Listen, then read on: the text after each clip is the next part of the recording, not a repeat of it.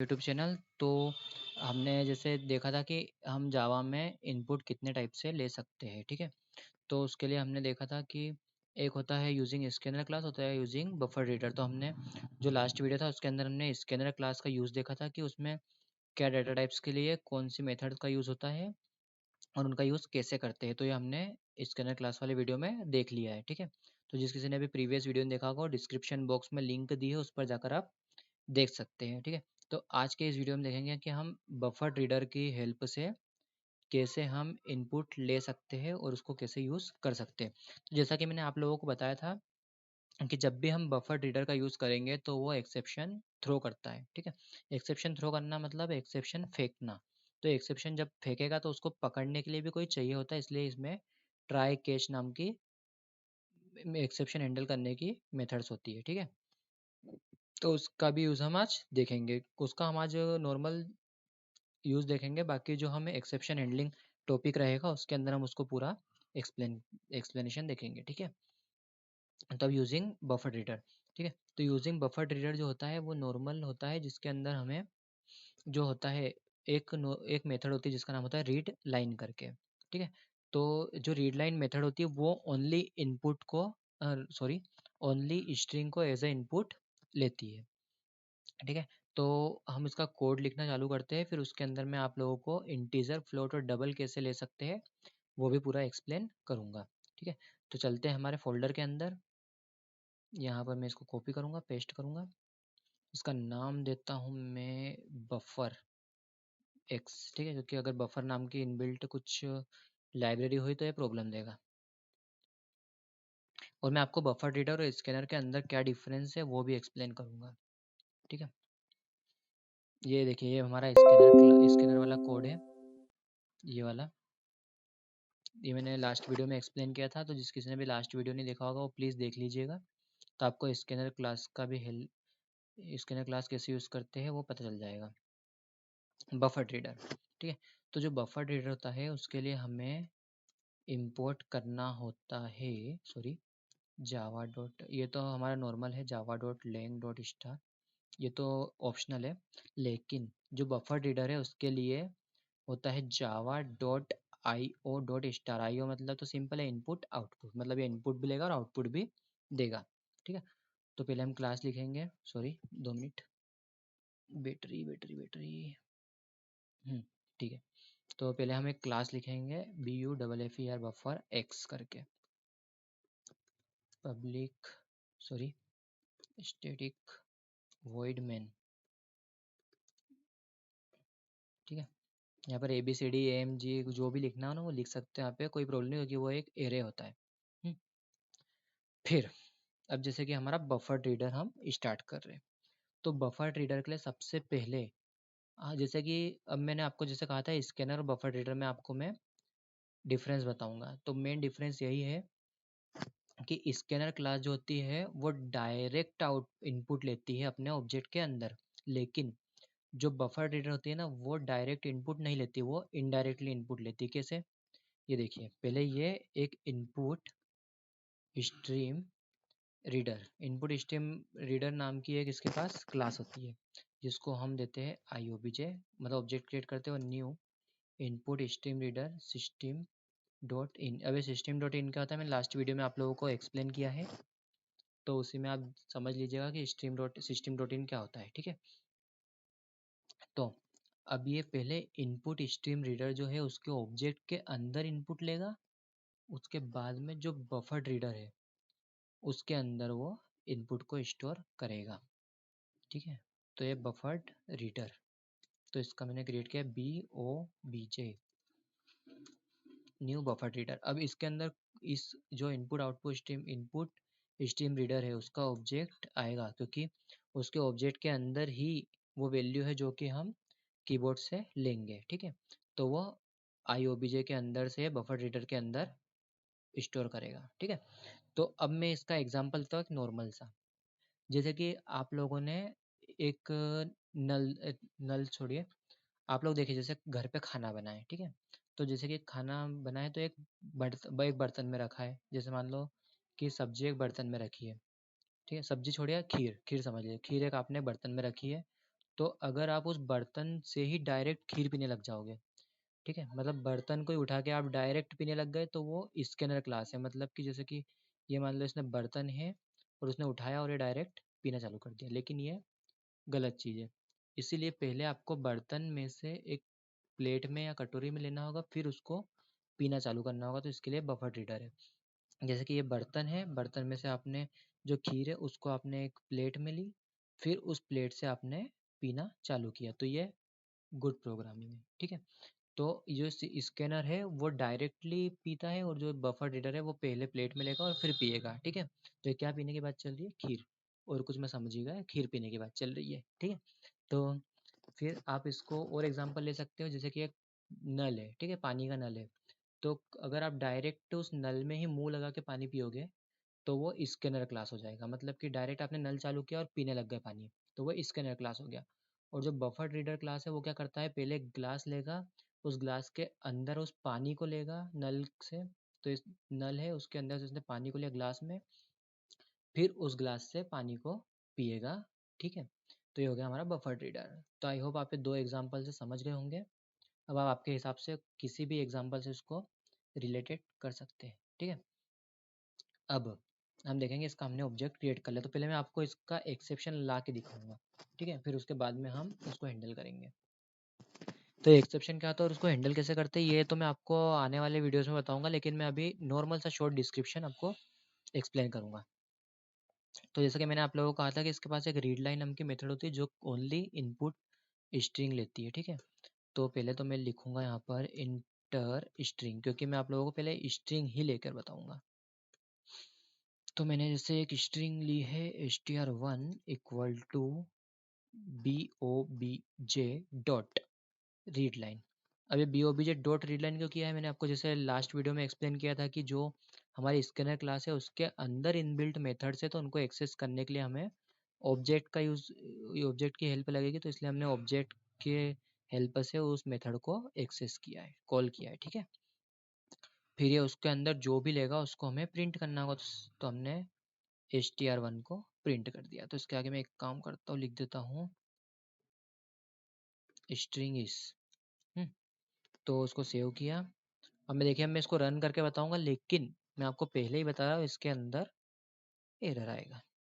और नहीं आया तो अच्छी बात, लेकिन एरर तो आना ही चाहिए।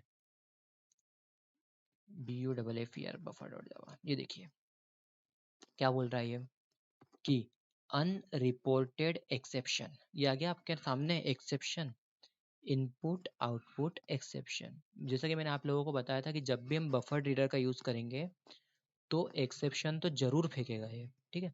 तो इसने एक्सेप्शन फेंक दिया है। तो अब इसने क्या एक्सेप्शन फेंका है, IO एक्सेप्शन।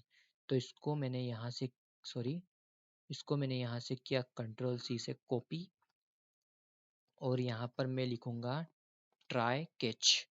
तो ट्राई और कैच क्या होता है ये हम आने वाले वीडियो में समझेंगे। तो ट्राई के अंदर ये पूरा कोड लिखना पड़ेगा हमको, ठीक है।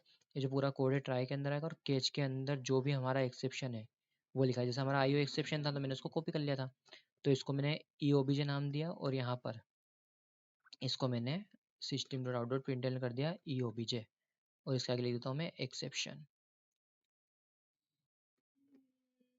एक्सेप्शन, ठीक है। मतलब कि अगर अब कुछ भी एक्सेप्शन आया तो वो इस EOBJ के अंदर स्टोर हो जाएगा, और इस EOBJ को हम यहाँ पर प्रिंट कर देंगे। तो इससे हमारा कोड अंदर रुकेगा नहीं, मतलब वो वर्क करता रहेगा। अब देखिए, अब इसको सेव किया, इसको फिर से मैंने कंपाइल किया, कोई एरर नहीं, क्योंकि एक्सेप्शन हमने हैंडल कर लिया है। एक्सेप्शन हैंडल का यूज़ वो होता है कि जैसे हमारा कुछ एक्सेप्शन की वजह से वर्क प्रोग्राम रन नहीं हो रहा है या फिर बीच में अटक रहा है, तो उसके लिए हमें इसको हैंडल करना होता है, जिसकी वजह से हमारा प्रोग्राम प्रॉपरली रन हो। तो देखिए इंटर स्ट्रिंग, तो मैं मेरा नाम ही डालूंगा SHUBHAMCHIUDHARY। तो देखिए स्ट्रिंग है शुभम चौधरी, ठीक है। तो ये तो हमारी स्ट्रिंग हो गई। अब देखिए, अब मैं आपको है एक और चीज़ दिखाता हूँ। इसमें इनपुट अगर हमें इंटीजर चाहिए तो क्या बोलो, क्या करोगे आप? अगर इंटीजर चाहिए तो अब आप बोलोगे कि भाई मैं तो ऐसा लिख दूंगा, integer INO equal to BOBJ dot read line, अगर आप ऐसा लिख दोगे आपको पता ही नहीं है कि भाई क्या करना है क्या नहीं करना है, और आप डायरेक्ट, सॉरी 1 मिनट, चार्जिंग बहुत ही कम बची है, मैं इसको थोड़ा चार्जिंग पे लगाता हूँ, तब तक आप लोग इस कोड को अच्छे से देख लीजिए।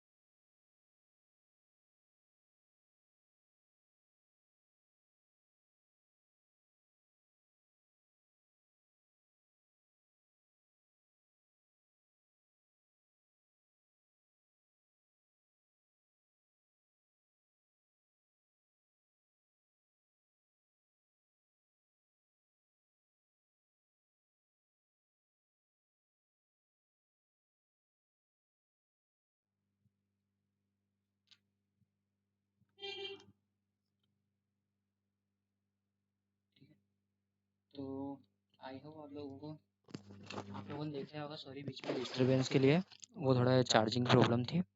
ठीक है, तो अब जैसे कि आप लोग बोलोगे कि मुझे इंटीजर चाहिए, ठीक है, तो आप लोगों ने डायरेक्ट रीड लाइन का यूज़ कर लिया। तो फिर अब यहाँ पर लिख दोगे इंटीजर इस, आप लोग यहाँ पे इंटीजर इस करके आई एन ओ को प्रिंट करोगे, तो अब आप लोगों को ये एरर शो करेगा। ठीक है, देखते हैं। ठीक है, तो ये यहाँ पर आया, इसने यहाँ पर इसको कंपाइल किया, अब देखिए एरर आएगा। एरर क्या आया? Incompatible type string can not be converted to int. अब अपने आपको क्लियर बता दिया है कि जो हमारी रीडलाइन मेथड है वो स्ट्रिंग वैल्यू को लेती है। ठीक है, तो अभी क्या था, स्ट्रिंग को हम इंट में कन्वर्ट नहीं कर सकते, तो इसके लिए एक मेथड होती है स्ट्रिंग को इंट में कन्वर्ट करने के लिए, पार्स इंट नाम की मेथड। ठीक है, तो जो पार्स इंट होती है मैं आप लोगों को दिखा देता हूँ। इसको तो मतलब यूज़ नहीं करना है, इसलिए मैं यहाँ पे लिख के रख देता हूँ आप लोगों के रेफरेंस के लिए कि ये एरर शो करेगी, नहीं तो आप लोग फिर आगे जाके गलती ना करें। एरर, ठीक है, अब ये सही है, ये I N O equal to, मैंने आप लोगों को क्या था पार्स इंट, तो पार्स इंट को यूज़ करने का सिंपल तरीका क्या है, पहले तो आप उसकी रेपर क्लास का नाम लिखिए इंटीजर डॉट, इंटीजर डॉट के बाद में पार्स, और देखिए ये आपको जो विजुअल स्टूडियो कोड या फिर कोई भी आईडी है ना, वो पहले से ही आप लोगों को सजेशन दे देता है कि पार्स इंट का यूज़ करो भाई, तो पार्स इंट, और फिर इसको ब्रैकेट में लिख सकते हो आप B O B J dot read line. अब आप रीड लाइन का यूज़ कर सकते हो, मतलब कि क्या हुआ इसका मतलब कि ये ऑब्जेक्ट के अंदर एक स्ट्रिंग लेगा और उस स्ट्रिंग को इंटीजर में पार्स मतलब चेंज करेगा, और इंटीजर यहाँ पर दिया है टाइप कास्टिंग के लिए। ठीक है, मतलब कि ये स्ट्रिंग की टाइप कास्टिंग करेगा इंटीजर में। अब देखिए, अब हम देखते हैं इसको कंपाइल करके, अब कंपाइल होता है या नहीं। कंपाइल हो गया, अब रन करते हैं। अब स्ट्रिंग बोल रहा है तो भाई मेरा नाम डाल देता हूँ मैं। ठीक है, अब क्या बोल रहा है, स्ट्रिंग इज शुभम चौधरी। अब इसने स्ट्रिंग की वैल्यू बता दी, अब बोल रहा है इंटीजर डाल, तो अब मैं इंटीजर डाल दूंगा 21। अब देखिए इंटीजर इज 20, मतलब इसने स्ट्रिंग भी ले ली इंटीजर भी ले लिया, सेम फ्लोट और डबल के लिए भी हम इसका यूज़ कर सकते हैं। तो फ्लोट और डबल के लिए यूज़ करेंगे तो हम इसको कॉपी करूँ, चलो वापस से टाइप ही करता हूँ क्योंकि ज़्यादा टाइम नहीं लगेगा। डाल देता हूँ मैं यहाँ पर फ्लोट। ठीक है, तो ये फ्लोट की वैल्यू डालेगा भाई, तो फ्लोट के लिए F L O I T float N O, F N O लिख देता कि फ्लोट का नंबर है एफ एन ओ। अब देखिए फ्लोट का क्या है, wrapper class float, F L O I T float dot parse float. Float के लिए पार्स फ्लोट है, इंट के लिए पार्स इंट है, इंटीजर के लिए पार्स इंट है और डबल के लिए पार्स डबल है। ठीक है, तो इसके अंदर लिखूंगा मैं BOBJ डॉट रीड लाइन। ये हो गया इसकी वैल्यू, इसने इसमें ले ली है इनपुट के रूप में और अब ये इसको प्रिंट कर देगा भाई। तो ये प्रिंट करेगा तो यहाँ पर FNO प्रिंट कर देगा। ठीक है, अब हम इसके डबल का भी ले लेते हैं, फिर डबल हम दोनों को एक साथ में प्रिंट करेंगे। भाई तो डबल तो DOUBLE double DNO equal to DOUBLE double dot parse double, फिर BOBJ डॉट रीड लाइन, फिर system dot out dot print L N और फिर डबल को प्रिंट कर भाई तो DOUBLE डबल तो DNO। ठीक है, तो अभी हमारा इंटीजर हो गया, फ्लोट हो गया, डबल हो गया और स्ट्रिंग हो गया।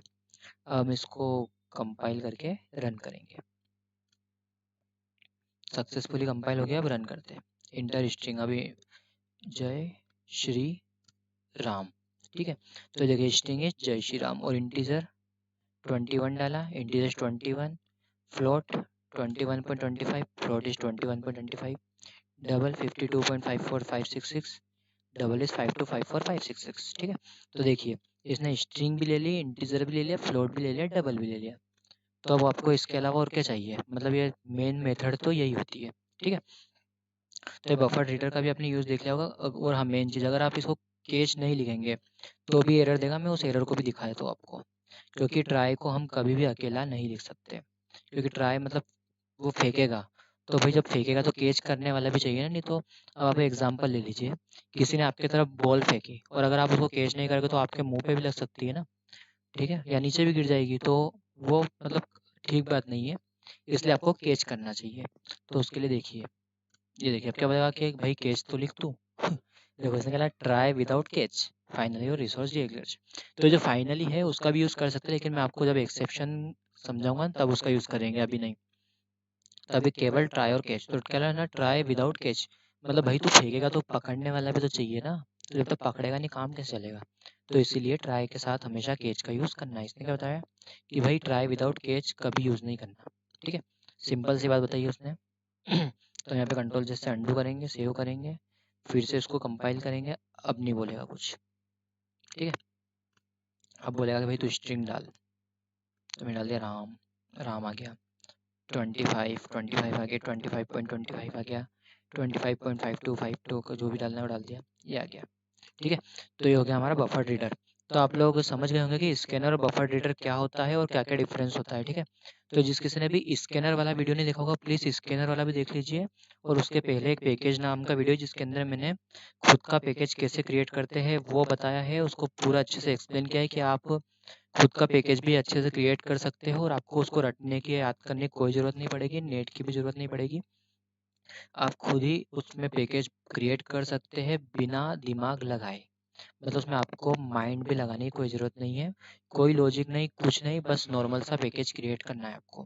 ठीक है, तो स्कैनर बफर डेटा में आपको डिफरेंस भी पता चल गया है, कैसे यूज़ करते हैं वो पता चल गया है। अब हम आने वाले वीडियोस में एक्सेप्शन हैंडलिंग और एक्सेप्शन क्या होता है वो देखेंगे। ठीक है, तो मिलते हैं नेक्स्ट वीडियो में। जिस किसी को कुछ भी डाउट हो तो प्लीज़ मुझे कमेंट कर सकता है। ठीक है, तो मैं आप लोगों को पूरा सॉल्यूशन दूंगा। मिलते हैं नेक्स्ट वीडियो में और इसको ज़्यादा से ज़्यादा शेयर कीजिए प्लीज़। Thank you.